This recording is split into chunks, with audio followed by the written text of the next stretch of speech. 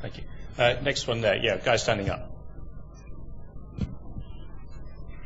Hello, my name's John Anneke from We Are Change Media.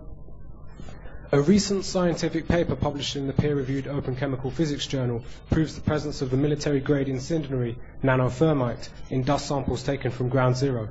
This, coupled with the opinions of nearly 1,000 architects and engineers that openly support the controlled demolition hypothesis, are inconsistent with the official explanations given by the 9/11 Commission and the subsequent NIST reports.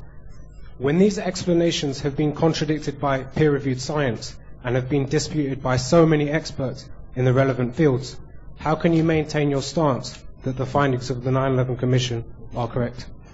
Well, what you're referring to is a statement by 1,000 people, most of them basically unknown, who make certain claims about technical facts, which I'm in no position to evaluate. I don't know if there's nanothermite in the bottom of Building 7 or if it means anything if there was.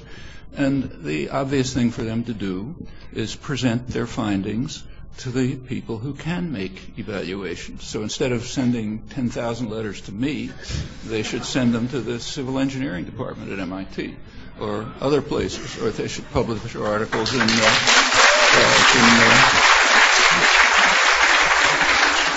they should publish their articles in accessible scientific journals, just like other people do. So, for example, supporters of intelligent design, biologists, and there are some, they publish their articles in standard scientific journals so they can be discussed, and outsiders like me, I don't know much about bacteria, outsiders can make an evaluation of what these claims amount to because of the debate. Well, that hasn't happened.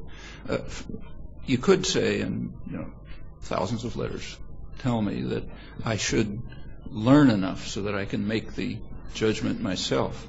Well, I know enough about science to know that you can't learn enough in a couple hours on the internet. If you want to understand these things, you're going to have to do there's a reason why, say, MIT has graduate courses in civil and mechanical engineering and physics and math. I mean, you just can't pick it up by roaming around the internet. And so the question is, well, should I take off the time, years in fact, to learn the technical background and study the structural characteristics of the buildings so that I can make some evaluation of, nanothermite or whatever it is. And I think there's a good reason not to do that, because these people you're referring to, that they don't seem to understand it, are in fact working very hard to absolve George Bush and to implicate Saddam Hussein and Osama bin Laden. And the reason is extremely simple. I mean, everyone agrees, this is uncontroversial, that the destruction of the World Trade Center was attributed to Saudis.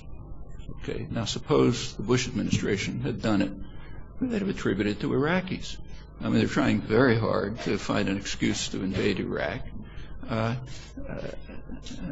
And if they had attributed it to Iraqis, it would have been a walkaway. They'd immediately get total popular support. They'd get a UN resolution. And NATO would pass a supportive resolution. They could go straight and attack.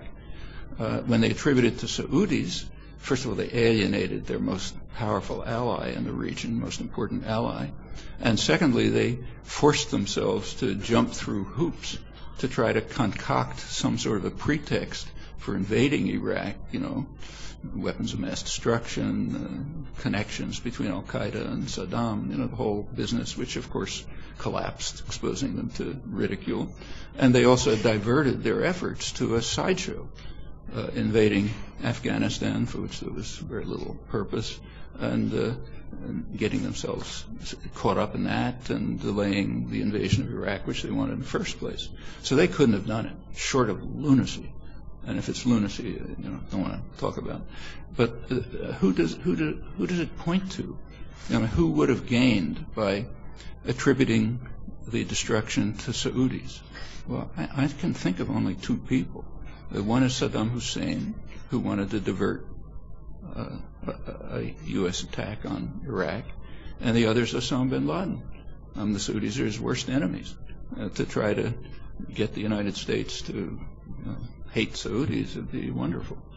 At least I can't think of anyone else who might have benefited. So it seems to me all these huge efforts are essentially directed to absolving the Bush administration and blaming Saddam Hussein and Osama bin Laden. And I just don't see any point in taking off years of study to prove that.